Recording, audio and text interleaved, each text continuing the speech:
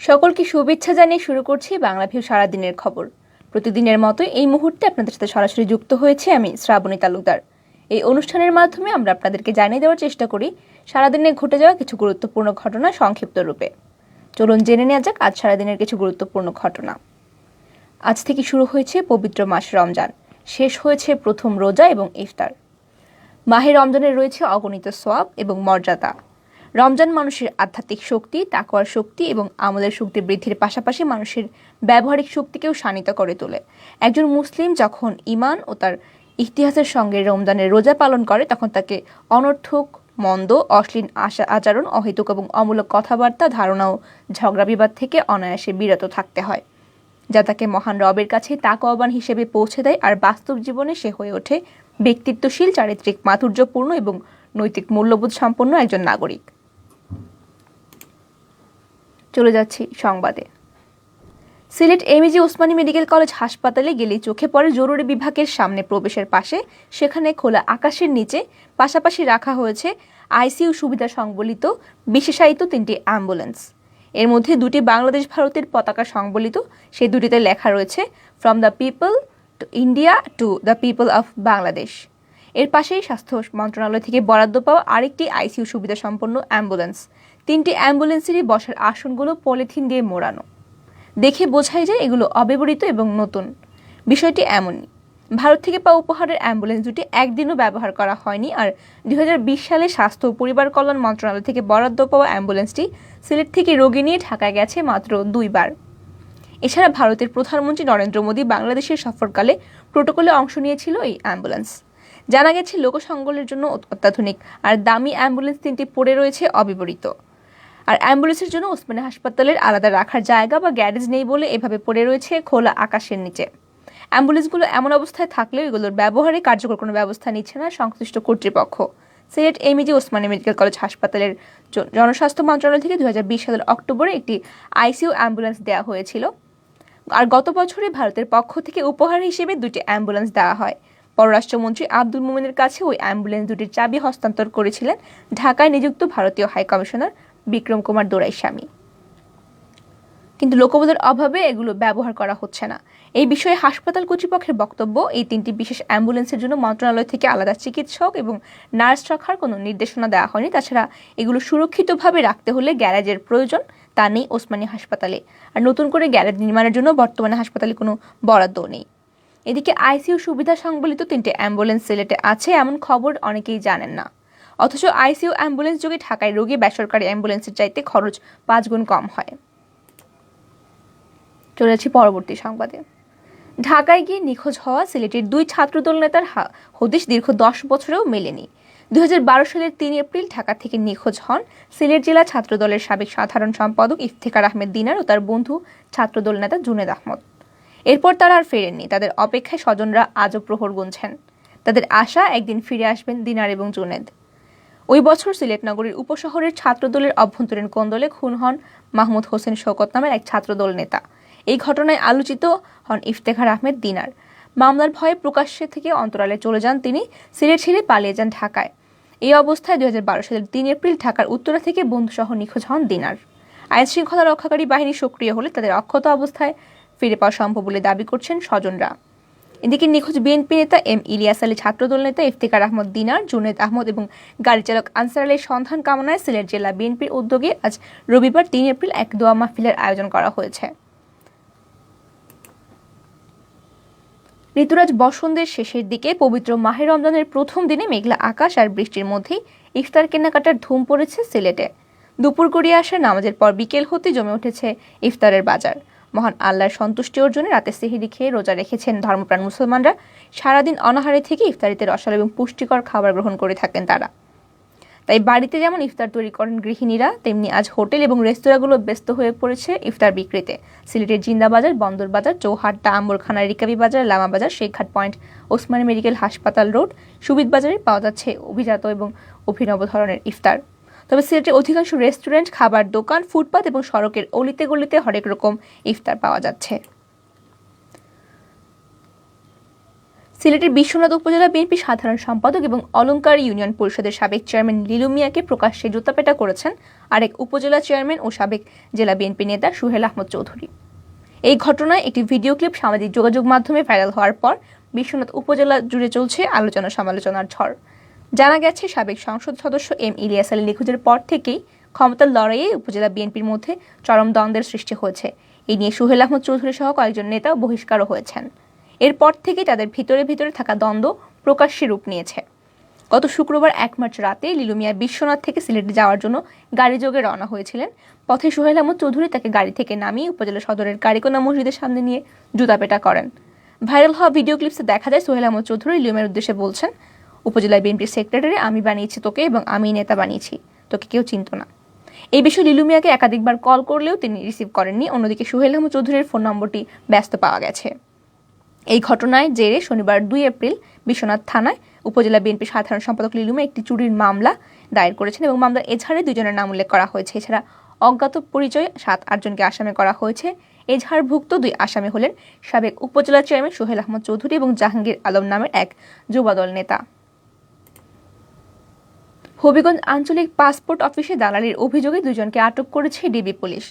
শনিবার 2 মার্চ সন্ধ্যা 7:30টার দিকে ডিবি পুলিশের ওসি আলামিনের নেতৃত্বে একদল ডিবি সদস্য গোপন সংবাদের ভিত্তিতে পাসপোর্ট অফিসের সামনে থেকে অভিযান চালিয়ে তাদেরকে আটক করেছেন। আটককৃতরা হলেন বানিয়াচং উপজেলার ফতেপুর গ্রামের আলহাজ কদর আলীর পুত্র খায়রুল ইসলাম এবং শহরতলির বড় বহুলা গ্রামের আব্দুল রশিদের পুত্র জাকির হোসেন। হবিগঞ্জ ডিবি পুলিশের আলামিন জানিয়েছেন, আটককৃতরা দীর্ঘদিন যাবৎ পাসপোর্ট অফিসে দালালি করে আসছিল। তারা গ্রামগঞ্জ থেকে আসা সাধারণ মানুষদের সাথে প্রতারণার মাধ্যমে অতিরিক্ত টাকা আদায় করত। তাদেরকে হবিগঞ্জ সদর মডেল থানায় হস্তান্তর করা হয়েছে। আজ রোববার 3 মার্চ তাদের বিরুদ্ধে মামলা দিয়ে আদালতে সোপর্দ করা হয়েছে। সুনামগঞ্জের তাহিরপুরের নজরখালী বাঁধ ভেঙে টাঙ্গুয়ার হাওরে পানি প্রবেশ করে ফসল তলিয়ে যাওয়ার প্রতিবাদে মানববন্ধন করেছে আঞ্চলিক কৃষক সংগঠন হাওর বাঁচাও আন্দোলন। রবিবার দুপুরে ট্রাফিক পয়েন্টে অনুষ্ঠিত মানববন্ধনে বাঁধ ভেঙে হাওর তলিয়ে যাওয়া বিষয়ে বাঁধ নির্মাণ এবং তদারকিতে থাকা সংশ্লিষ্ট প্রশাসন এবং পানি উন্নয়ন বোর্ডকে দায়ী করেছেন আন্দোলনকারীরা। সরকার জেলার হাওরের বড় ফসল রক্ষায় 120 কোটি টাকা বরাদ্দ দিলেও অনিয়ম এবং দুর্নীতির কারণে বাঁধ নির্মাণ ঠিকমতো শেষ না হওয়ায় শতাধিক হাওরের বড় ফসল অরক্ষিত রয়েছে বলে জানিয়েছেন বক্তারা। বাঁধ ভেঙে ফসল ডুবির দায়ে সংশ্লিষ্টদের জানিয়ে নেওয়া আগামী বৃহত্তর আন্দোলনের ডাক দিয়ে হুঁশিয়ারি প্রদান করেছেন সংগঠনের নেত্রীরা। এ সময় অন্যান্যদের মধ্যে বক্তব্য রেখেছেন সংগঠনের কেন্দ্রীয় কমিটির সাধারণ সম্পাদক বিজন সেন রায়, চিত্তরঞ্জন তালুকদার, যুগ্ম সাধারণ সম্পাদক সালেহীন চৌধুরী, সাংগঠনিক সম্পাদক কুদরত পাশা এবং ওবায়দুল হক মিলন প্রমুখ। উল্লেখ্য, ভারত থেকে আসা পানির চাপে গতকাল শনিবার সকালে জেলার তাহিরপুর উপজেলার নজরখালী বাঁধ ভেঙে টাঙ্গুয়ার হাওর সহ সংশ্লিষ্ট কয়েকটি ছোট বড় হাওরের 4000 হেক্টর জমি পানির নিচে তলিয়ে যায়। এছাড়াও মাটিয়ান, শনির হাওর জেলার বেশ কয়েকটি হাওরের ঝুঁকিতে রয়েছে বলেও জানা গিয়েছে। হবিগঞ্জের শায়েস্তাগঞ্জে পিকআপ ভ্যানের চাপায় মোটরসাইকেলে থাকা র্যাব সদস্য মাহমুদুল হাসান নিহতের ঘটনায় পিকআপ চালক রাসেলকে আটক করেছে চুনারুঘাট থানা পুলিশ। আটক রাসেল দেওঘাচর ইউনিয়নের আমতলী এলাকার মৃত কবির মিয়ার ছেলে। জানা যায়, শনিবার দিবাগত রাতে চুনারুঘাট থানার ভারপ্রাপ্ত কর্মকর্তা ওসি মোহাম্মদ আলী আশরাফের নেতৃত্বে ইন্সপেক্টর তদন্ত চম্পকদাম সহ একদল পুলিশ দেওরগাছ জৈনক মানিক মিয়ার বাড়ি থেকে তাকে আটক করেছে। পরে তার তথ্যমতো সঙ্গে নিয়ে অভিযান চালিয়ে 5 কিলোমিটার দূরে দৌলত খান আবাসিক এলাকা থেকে ডিআই পিকআপ ভ্যানে যারা উদ্ধার করা হয় এবং এর আগে শনিবার রাত 9:30টায় শায়েস্তাগঞ্জ উপজেলার চৌধুরী ফিলিং স্টেশনের সামনে ঢাকা সিলেট মহাসড়কে এই দুর্ঘটনাটি ঘটেছে। দুর্ঘটনায় নিহত মাহমুদুল হাসান যশোর জেলার বাসিন্দা এবং SM মুরাদ হোসেনের ছেলে। র্যাব এবং পুলিশ সূত্রে জানা গেছে, শায়েস্তাগঞ্জ ক্যাম্পের 2 সদস্য মোটরসাইকেলে করে দায়িত্ব পালনে বের হয়েছিলেন। চৌধুরী ফিলিং স্টেশনের সামনে পৌঁছলে একটি পিকআপ ভ্যান তাদেরকে মোটরসাইকেলটিকে চাপা দিয়ে 2 জনকে গুরুতর আহত হয়। তাদেরকে হবিগঞ্জ আধুনিক হাসপাতালে নেওয়ার পর কর্তব্যরত চিকিৎসক আহত মাহমুদুলকে মৃত ঘোষণা করেন। রাত 10:30টায় হবিগঞ্জ আধুনিক স্টেডিয়াম থেকে একটি হেলিকপ্টারে করে আহত অপর র্যাব সদস্যকে ঢাকায় পাঠানো হয়েছে এবং তার নাম সাখাওয়াত হোসেন তাহের। সুপ্রিয় দর্শক, আপনারা এতক্ষণ শুনছিলেন সিলেট সহ জাতীয় বিভিন্ন খবর। এবারে চলে যাচ্ছে আন্তর্জাতিক পর্যায়ে। ব্রাহ্মণবাড়িয়া সদর উপজেলা নির্বাহী কর্মকর্তা ইয়ামিন হোসেনের সরকারি মুঠোফোন নম্বরটি ক্লোন করেছে একটি প্রতারক চক্র। এরপর ওই নম্বর থেকে স্থানীয় বিভিন্ন জনপ্রতিনিধির কাছ থেকে কল করে টাকা চাওয়া হয়। এভাবে প্রতারণা করে স্থানীয় ইউনিয়ন পরিষদের এক চেয়ারম্যানের কাছ থেকে বিকাশের মাধ্যমে 40,000 টাকা হাতিয়ে নিয়েছে চক্রটি। এই ঘটনায় আজ রোববার বিকেলে উপজেলা প্রশাসনের পক্ষ থেকে সদর থানায় একটি সাধারণ ডায়েরি করা হয়েছে। দুপুরে ইউএনও ইয়ামিন হোসেন জেলা প্রশাসন সদর নামের ফেসবুক পেজ থেকে এ বিষয়ে একটি স্ট্যাটাস দিয়েছেন এবং ওই স্ট্যাটাসে উল্লেখ করা হয়েছে ব্রাহ্মণবাড়িয়া উপজেলা নির্বাহী কর্মকর্তার মুঠোফোনের নম্বরটি ক্লোন করা হয়েছে। জনপ্রতিনিধি সহ বিভিন্ন ব্যক্তির কাছে ক্লোন নম্বর থেকে টাকা চাওয়া হচ্ছে, কাউকে টাকা না দেওয়ার জন্য অনুরোধ করা হলো। উপজেলা প্রশাসন সূত্রে জানা যায়, রোববার বেলা 11:15 থেকে বেলা 2টার মধ্যে সদর উপজেলার রামরাইল, সাদেকপুর, সুহিলপুর এবং মজলিশপুর ইউনিয়নের চেয়ারম্যানের কাছে ইউএনওর ক্লোন করা নম্বর থেকে কল করে বিভিন্ন কাজের কথা বলে টাকা চাওয়া হয়েছে। এর মধ্যে রামাইল ইউপির চেয়ারম্যান মশিউর রহমান বিকাশের মাধ্যমে 40,000 টাকা পাঠিয়ে দিয়েছেন। পরে তিনজন জনপ্রতিনিধি বিষয়টিকে ইউএনওকে জানিয়েছেন। ইউপি চেয়ারম্যান মশিউর রহমান জানিয়েছেন, ইউএনও স্যারের নম্বর থেকে তাকে কল করে 50,000 টাকা চাওয়া হয়েছিল। পরে 11:18 40,000 টাকা বিকাশ করে তিনি পাঠিয়েছিলেন। টাকা পাঠানোর কারণ জানতে চাইলে তিনি বলেন, ইউএনও স্যার অনেক সময় উপজেলায় অনেক অনুষ্ঠান করে থাকেন, তখন তাতে অংশগ্রহণ করার জন্য তিনি টাকা চেয়েছেন। কপালে টিপ পড়ায় ঢাকার রাস্তায় হয়রানির শিকার হওয়ার কথা জানিয়ে রাজধানীর তেজগাঁও কলেজের থিয়েটার অ্যান্ড মিডিয়া স্টাডিজ বিভাগের প্রভাষক লতা সামুদ্দের গতকাল শনিবার শেরেবাংলানগর থানায় লিখিত একটি অভিযোগ দায়ের করেছেন। তিনি চেয়েছিলেন অন্তত প্রতিবাদটা হোক। লতা সেই আন্দোলন গত শনিবার থেকেই ছড়িয়ে পড়েছে ফেসবুকের দেয়ালে। ফেসবুকে নারীরা টিপ পড়া ছবি দিয়ে প্রতিবাদ জানাচ্ছেন। সংখ্যায় খুব বেশি না হলেও পুরুষেরাও প্রতিবাদ জানাচ্ছেন। শুধু ফেসবুক নয়, নারী অধিকার নিয়ে কর্মরত বিভিন্ন সংগঠনের প্রতিনিধিরা বিবৃতি এবং প্রতিবাদ সমাবেশ করেও লতা সামুদ্রের প্রতি সংহতি প্রকাশ করেছেন। আন্দোলনকারীরা বলছেন, টিপ পড়া আমাদের স্বাধীনতা। আজ রোববার বাংলাদেশ মহিলা পরিষদের এক বিজ্ঞপ্তিতে বলা হয়েছে, স্বাধীনতার 52 বছর পরে স্বাধীন সার্বভৌম একটি রাষ্ট্রে এই ঘটনা বিশেষভাবে উদ্বেগজনক। এই ধরনের ঘটনা বাংলার আবহমানকালের জাতি, ধর্ম, বর্ণ, গোত্র নির্বিশেষে মানুষের সংস্কৃতির অধিকার এবং নারীর সাজ এবং পোশাকের অধিকারকে বাধাগ্রস্ত করার অপপ্রয়াস। জননিরাপত্তার দায়িত্বে নিয়োজিত পুলিশ প্রশাসনের কোনো ব্যক্তির মাধ্যমে সংঘটিত এই ন্যাক্কারজনক ঘটনা সম্মিলিতভাবে এখনই প্রতিহত করা দরকার বলে বলেছেন বক্তারা। এবারে চলে যাচ্ছি আন্তর্জাতিক পর্যায়ে। পাকিস্তানের প্রধানমন্ত্রী ইমরান খানের বিরুদ্ধে আনা অনাস্থা প্রস্তাব নাকচ হয়ে যাওয়ার পর দেশটির পার্লামেন্টের নিম্নকক্ষে জাতীয় পরিষদ ভেঙে দিয়েছে প্রেসিডেন্ট আরাফ আলভি। রোববার জাতীয় পরিষদের ডেপুটি স্পিকার কাশিম খান সুরি অনাস্থা নাকচ করে দেওয়ার পর ইমরান খানের পরামর্শে আইনসভা ভেঙে দেন প্রেসিডেন্ট। এই পরিস্থিতিতে আগামী 3 মাস অর্থাৎ 90 দিনের মধ্যে দেশটিতে জাতীয় নির্বাচন অনুষ্ঠিত হবে এবং আজ রোববার 3 এপ্রিল এক প্রতিবেদন তথ্য জানিয়েছে সংবাদ মাধ্যম নিউজ জিও।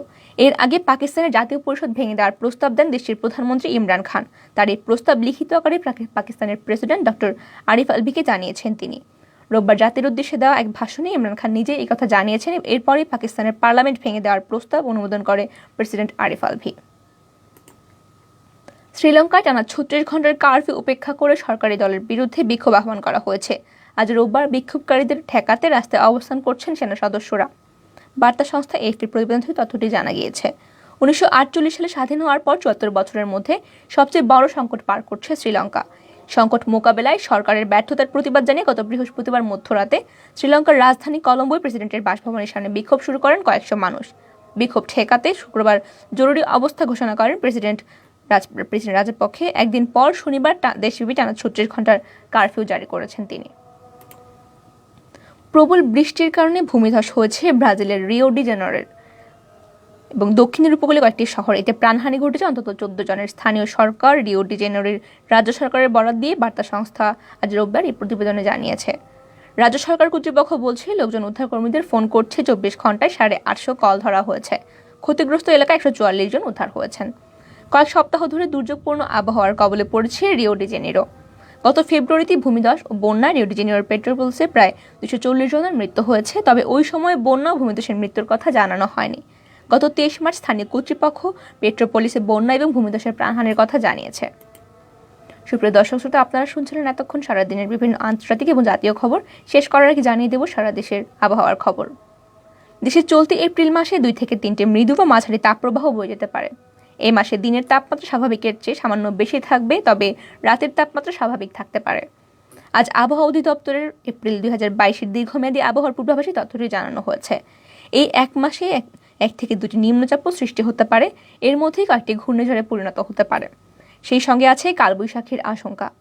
আজ অধিদপ্তরের ঝড় সতর্কীকরণ কেন্দ্রের দীর্ঘমেয়াদী আবহাওয়ার পূর্বাভাস দিতে গিয়ে বিশেষজ্ঞ কমিটির সভা হয়েছে। পরে প্রতিবেদন প্রকাশ করা হয়। তাপমাত্রা যখন 36 থেকে 38 ডিগ্রি সেলসিয়াস থাকে তখন তাকে মৃদু তাপপ্রবাহ বলা হয়। আবার 38 থেকে 40 ডিগ্রি সেলসিয়াস থাকলে তাকে মাঝারি তাপপ্রবাহ বলা হয়। আবহাওয়া অধিদপ্তরের এক প্রতিবেদনে বলা হয়েছে, এপ্রিল মাসে স্বাভাবিক বৃষ্টিপাতের সম্ভাবনা রয়েছে। এই মাসে উত্তর, উত্তর পশ্চিম, মধ্যাঞ্চল এবং 2 থেকে 3 দিন বজ্র শিলাবৃষ্টি সহ কালবৈশাখী হতে পারে। অন্যত্র 3 থেকে 5 দিন বজ্র শিলাবৃষ্টি, হালকা মাঝারি ধরনের কালবৈশাখী ঝড় হতে পারে। আবহাওয়াবিদ আবুল কালাম মল্লিক বলেছেন, দেশের উত্তর, উত্তর পশ্চিমাঞ্চলে সূর্যকিরণ লম্বভাবে পড়ে এখানে এই মাসে বাতাস অপেক্ষাকৃত বেশি উত্তপ্ত থাকে, বজ্রমেঘের সৃষ্টি হয় এবং এর ফলে সৃষ্ট ঝড়কে কালবৈশাখী ঝড় বলা হয়। এই মাসে বঙ্গোপসাগরের 1 থেকে 2টি নিম্নচাপ সৃষ্টি হতে পারে, এর মধ্যে একটি ঘূর্ণিঝড়ের রূপ নিতে পারে বলে জানিয়েছে আবহাওয়া অধিদপ্তর। দেশের 8 বিভাগের মধ্যে এই মাসে সিলেট বিভাগে সর্বোচ্চ 265 থেকে 325 মিলিমিটার বৃষ্টি হতে পারে। এই সময় রাজশাহীতে বৃষ্টিপাতের পরিমাণ হবে সবচেয়ে কম 75 থেকে 90 মিলিমিটার। সুপ্রিয় দর্শক শ্রোতা, শুনছিলেন সারাদিনের বিভিন্ন গুরুত্বপূর্ণ খবর। এতক্ষণ সঙ্গে থাকার জন্য সকলকে অসংখ্য ধন্যবাদ। সবাই ভালো থাকুন, সুস্থ থাকুন এবং আমাদের সঙ্গেই থাকুন।